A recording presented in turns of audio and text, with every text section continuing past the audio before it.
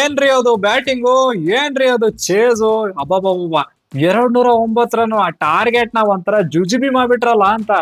ಇದು ತೊಲೆ ಹಾಕೊಂಡ್ರಲ್ಲೇ ತೊಲೆ ತೊಲೆ 209 ಟಾರ್ಗೆಟ್ 15.2ರಲ್ಲೇ ಮುಗಿಸ್ಬಿಡ್ತಾರಲ್ಲ ಗುರು.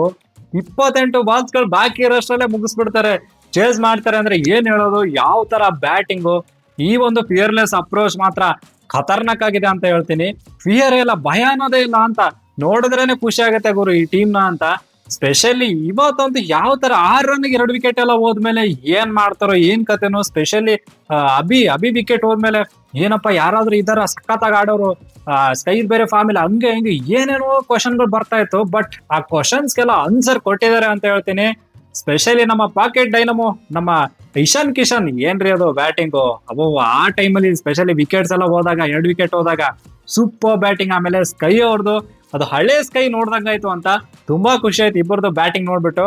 ಭಾರತ ತಂಡ ಅಂತೂ ನ್ಯೂಜಿಲೆಂಡ್ ವಿರುದ್ಧ 2ನೇ T20 ಗೆದ್ದಾಯ್ತು. ಇವಾಗ ಸರಣಿಯಲ್ಲಿ 2-0 ಮುನ್ನಡೆ ಸಾಧಿಸಿದ್ದಾರೆ.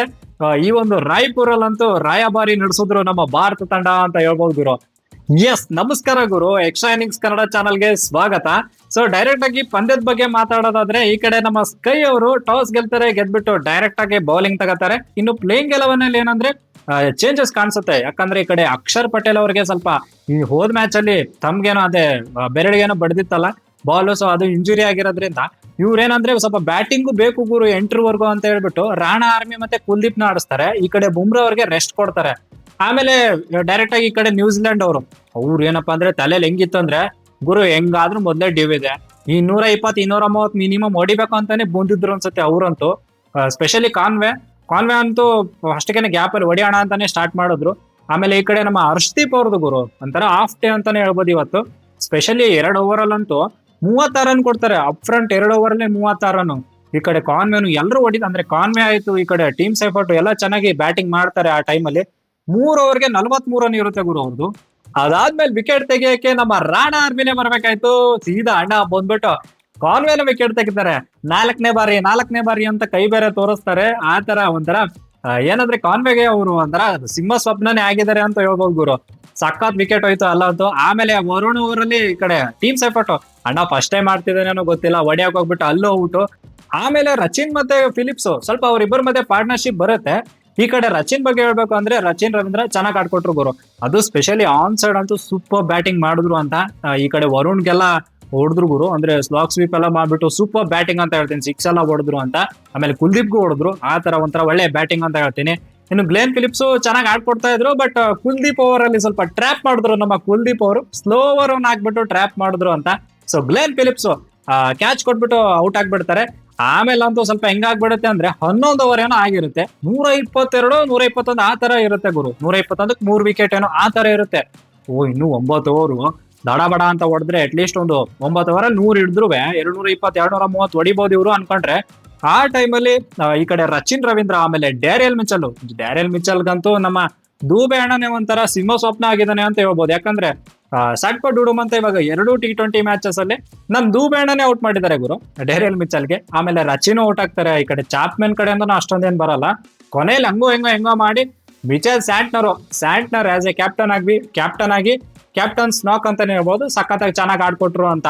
ಒಟ್ನಲ್ಲಿ 20 ಓವರ್ ಮುಗಿಯೋಷ್ಟ್ರಲ್ಲೇ ಇವ್ರು 208 ರನ್ ಹೊಡಿತಾರೆ ಗುರು. ನಮ್ಗೆ 209 ಟಾರ್ಗೆಟ್ ಕೊಡ್ತಾರೆ. ಇನ್ನು ನಮ್ ಕಡೆ ಬೌಲಿಂಗ್ ನೋಡಿದ್ರೆ ಅಫ್ಕೋರ್ಸ್ ಕುಲ್ದೀಪ್ ಯಾದವ್ ಸ್ವಲ್ಪ ಚೆನ್ನಾಗಿ ಬೌಲಿಂಗ್ ಮಾಡಿದ್ರು, 2 ವಿಕೆಟ್ ಎಲ್ಲ ತೆಗೆದ್ರು. ಆಮೇಲೆ 209 ರನ್ ಟಾರ್ಗೆಟ್. ನಮ್ ಭಾರತ ತಂಡ ಯಾವ ತರ ಮಾಡ್ಬೋದು, ಟಾರ್ಗೆಟ್ ಹೆಂಗೆ ಎಷ್ಟು ಬೇಗ ಮುಗಿಸ್ತಾರೆ, ನಮ್ಮ ಓಪನರ್ಸ್ ಹೆಂಗೆ, ಅಭಿ ಹೆಂಗ್ ಆಡ್ಬೋದು, ಏನೇನೋ ವಿಚಾರ ಮಾಡ್ತಾ ಇದ್ವಿ.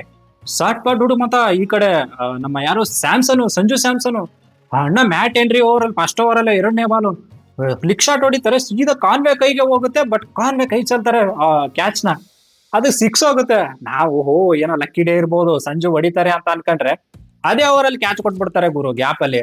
ಆಮೇಲೆ ಈ ಕಡೆ ಅಭಿದೇನಪ್ಪ ಅಂದ್ರೆ ಅದೇ ಸೇಮ್ ಫ್ಲಿಕ್ ಶಾಟ್ ಹೆಂಗ್ ಹೊಡೆದ್ರಲ್ಲ ಸಂಜು, ಅದೇ ತರ ಒಂದು ಫ್ಲಿಕ್ ಶಾಟ್ ಹೊಡಿತಾರೆ. ಸೀದಾ ಡೆವನ್ ಕಾನ್ವೆಗೆ ವಿಕೆಟ್ ಡಕ್ ಹೊಡಿತಾನೆ ಅಣ್ಣ. ಅಂದ್ರೆ 1 ಬಾಲ್ಗೆ 0 ರನ್ ಅಂದ್ರೆ ಡಕ್ ಹೋಗ್ಬಿಡ್ತಾರೆ ನಮ್ಮ ಅಭಿ. 6 ರನ್ಗೆ 2 ವಿಕೆಟ್ ಗುರು.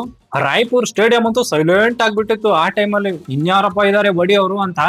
ಈ ಕಡೆ ನಮ್ಮ ಇಶಾನ್ ಕಿಶನ್ ಆಮೇಲೆ ಈ ಕಡೆ ನಮ್ಮ ಸ್ಕೈ ಇಬ್ರು ಜುಗಲ್ ಬಂದಿ ಸ್ಟಾರ್ಟ್ ಮಾಡ್ತಾರೆ. ಏನಂದ್ರೆ ಇವರು ಸ್ಯಾಂಟ್ನರ್ ಸ್ವಲ್ಪ ಅಣ್ಣ ಆದಿ ತಪ್ಪಿಟ್ಟ ಅಂತ ಅನ್ಸುತ್ತೆ 3rd ಓವರ್ ಅಲ್ಲಿ ಗುರು. ಹೆಂಗೋ ಮ್ಯಾಟ್ ಹೆನ್ರಿ ಚೆನ್ನಾಗಿ ಮಾಡ್ಕೊಡ್ತಿದ್ರ. ಫಸ್ಟ್ ಓವರ್ ಚೆನ್ನಾಗಿ ಮಾಡಿದ್ರ. ಥರ್ಡ್ ಓವರ್ ಅವ್ರಿಗೆ ಮಾಡಿಸ್ಬೇಕು ತಾನೆ. ಜಾಕ್ ಫೋಕ್ಸ್ ನ ತಗೊಂಡ್ಬಿಡ್ಬಿಡ್ತಾರೆ. ಆ ಫೋಕ್ಸ್ ಅನ್ನೋದು ಏನ್ ದಿನಾನೋ ಏನ್ ದರಿದ್ರ ದಿನಾನೋ ಗೊತ್ತಿರಲಿಲ್ಲ. ಯಾಕಂದ್ರೆ ಫಸ್ಟ್ ಓವರ್ 24 ಹೊಡಿತಾರೆ ಗುರು.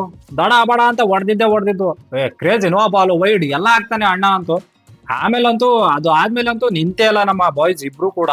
ಏನ್ರಿ ಅದು ಪಾರ್ಟ್ನರ್ಶಿಪ್ ಇಬ್ರು ಕಡೆಯಿಂದ ಏನ್ ಹೊಡಿತಾರಪ್ಪ. ಈ ಕಡೆ ನಮ್ಮ ಇಶಾನ್ ಕಿಶನ್ ಅಂತೂ ಅಲ್ಟಿಮೇಟ್ ಗುರು. 21 ಬಾಲ್ಗೆ 50 ಹೊಡಿತಾರೆ ಗುರುವೆ.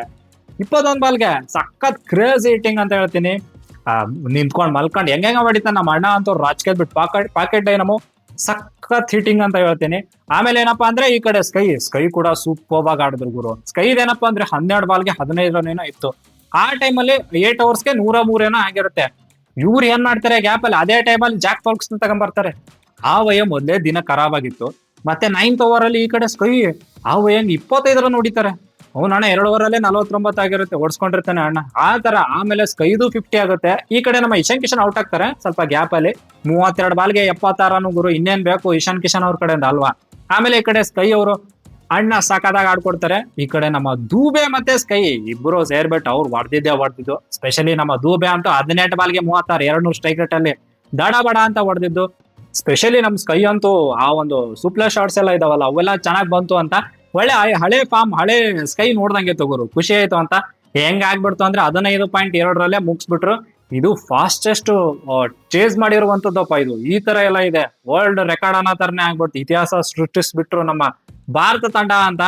ಆಮೇಲೆ ಈ ಒಂದು ಮ್ಯಾಚ್ ಇಂದ ಏನಂದ್ರೆ ಈ ಕಡೆ ಸಂಜು ಸ್ಯಾಮ್ಸನ್ ಮತ್ತೆ ಇಶಾನ್ ಕಿಶನ್ ಅವರಿಬ್ಬರ ಮಧ್ಯೆ ಪೈಪೋಟಿ ಜಾಸ್ತಿ ಆಗ್ಬೋದು ಅಂತೀನಿ. ಯಾಕಂದ್ರೆ ಇಬ್ರು same like to like replacement ಅನ್ನೋ ತರನೇ ಅಲ್ವಾ, ಆ ತರ ಕೀಪಿಂಗು ಮಾಡ್ತಾರೆ ಅಂತ. ಸೊ ಅದು ಒಂಥರ ಪೈಪೋಟಿ ಅಂತ ಇದ್ದಿದ್ದೆ. ಪೈಪೋಟಿ ಇದ್ರೆ ಚೆನ್ನಾಗಿರುತ್ತೆ ಅಂತ. ಆಮೇಲೆ ಸ್ಕೈ ಫಾರ್ಮಿಗೆ ಬಂದಿರೋದು ಇನ್ನೂ ಖುಷಿ ಆಗುತ್ತೆ. ಅಂದ್ರೆ out of form out of runs ಏನಿದ್ರು ಗೊತ್ತಿಲ್ಲ. ಬಟ್ ಒಟ್ನಲ್ಲಿ ಹಳೆ ಸ್ಕೈ ನೋಡ್ದಂಗಿತ್ತು. ಸ್ವಲ್ಪ ಬ್ಯಾಟ್ಗೆ ಮಿಡಲ್ ಎಲ್ಲ ಆಗೋದೆಲ್ಲ ನೋಡಿದ್ರೆ ಖುಷಿ ಆಗತ್ತೆ ಅಂತ. ಸೊ ಒಂಥರ ಕ್ರೇಜ್ ಇತ್ತು ಗುರು. ಮ್ಯಾಚ್ ಮಾತ್ರ ಸೈಕ್ ಆಗಿತ್ತು. ಬಾಳ ಅಂತ ಇಕ್ಕಿದ್ದು ಮಜಾ ಇತ್ತು. ಇನ್ ನ್ಯೂಜಿಲೆಂಡ್ ಮಿಚೆಲ್ ಸ್ಯಾಂಟರ್ ಆಟ ಒಪ್ಕೊಂಡ್ಬಿಟ್ಟವನೆ. ಏನಪ್ಪಾ ಇದು ಹಿಂಗ ಆಡ್ಬಿಟ್ರೆ 300 ಹೊಡಿಬೇಕಾ ನಾವು ಏನೋ ಅನ್ನೋ ತರ ಹೇಳ್ತಿದ್ದಾರೆ. ಆಮೇಲೆ ಇನ್ನೊಂದೇನಂದ್ರೆ ಅಫ್ಕೋರ್ಸ್ ಇವಾಗ ಗುರು ಇದೆಲ್ಲ ಆಡ್ತೀವಿ ನಾವು, ವರ್ಲ್ಡ್ ಕಪ್ ನೋಡೋಣ ಏನ್ ಕತೆ ಅಂತ ಹೇಳೋರ್ಗೆ ಒಂದ್ ಮಾತು ಏನಪ್ಪಾ ಅಂದ್ರೆ ಅಫ್ಕೋರ್ಸ್ ಇವಾಗ ಗೆದ್ದಿರೋದ್ರಿಂದ ಖುಷಿ ಪಡ್ಲೇಬೇಕು. ವರ್ಲ್ಡ್ ಕಪ್ ಅಲ್ಲೂ ಇದೇ ತರ ಆಡ್ತಾರೆ, ಏನ್ ತೊಂದ್ರೆ ಇಲ್ಲ. ಅದೇ ಹಿಗ್ಬಾರ್ದು ಕುಗ್ಬಾರ್ದು ಅದೆಲ್ಲ ಓಕೆ. ನಮ್ಮ ಟೀಮು ಕೂಡ ಹಂಗೆ ಇದೆ ಗುರು, ಹಿಗ್ಗೋದು ಇಲ್ಲ ಕುಗ್ಗೋದು ಇಲ್ಲ ಅನ್ನೋ ತರನೇ ಇದೆ. ಸೊ ನೋಡೋಣ ಏನ್ ಮಾಡ್ತಾರೆ ಅಂತ. ಸದ್ಯಕ್ಕಂತೂ ಹೆವಿ ಪಾಸಿಟಿವ್ ಅಂತೂ ಸಿಕ್ಕಾಗಿದೆ ಗುರು ಈ ಮ್ಯಾಚ್ ಇಂದ. ಸ್ಪೆಷಲಿ ಅಭಿ ಆಡ್ದೇನು ಇವ್ರು 209 ಕೂಡ ಚೇಸ್ ಮಾಡ್ತೀವಿ ಅಂತ ಹೇಳ್ಕೊಟ್ಟಿದ್ದಾರೆ. ಒಳ್ಳೆ ಖುಷಿ ಆಯ್ತು ಅಂತ ಹೇಳ್ಬೋದು. ಆಮೇಲೆ ಈ ಒಂದು ಪಂದ್ಯ ನೋಡ್ಬಿಟ್ಟು ನಿಮ್ಗೆ ಏನ್ ಅನಿಸ್ತು ಅಂತ ಕಮೆಂಟ್ ಬಾಕ್ಸ್ ಅಲ್ಲಿ ಕಮೆಂಟ್ ಮಾಡಿ. ನೆಕ್ಸ್ಟ್ ಮ್ಯಾಚು ನೋಡ್ಬೇಕು ಏನ್ ಮಾಡ್ತಾರೆ. ಗುವಾಹಟಿಯಲ್ಲಿ ಇದೆ, ಅದ್ ನೋಡೋಣ. ಏನು ಥರ್ಡ್ ಮ್ಯಾಚ್ ಬೇರೆ ಒಂಥರ ಗೆದ್ರೆ ಆಯ್ತು, ಇನ್ನೇನ್ 3-0 ಅನ್ನೋ ತರನೇ ಆಗುತ್ತೆ. ನ್ಯೂಜಿಲೆಂಡ್ ಏನಾದ್ರು ವಾಪಸ್ ಕಮ್ ಬ್ಯಾಕ್ ಮಾಡ್ತಾರ, ನೋಡೋಣ ಏನ್ ಮಾಡ್ತಾರಂತ. ಆಮೇಲೆ ಈ ವಿಡಿಯೋ ನಿಮ್ಗೆ ಇಷ್ಟ ಆದ್ರೆ ಪ್ಲೀಸ್ ಲೈಕ್ ಶೇರು ಸಬ್ಸ್ಕ್ರೈಬ್ ಮಾಡೋದು ಮಾತ್ರ ಮರಿಬೇಡಿ ಅಂತ ಹೇಳ್ತಾ that's it for the day. Bye. ಜೈ ಕರ್ನಾಟಕ. ಮತ್ತೆ ಭೇಟಿಯಾಗೋಣ. ನಮಸ್ಕಾರ.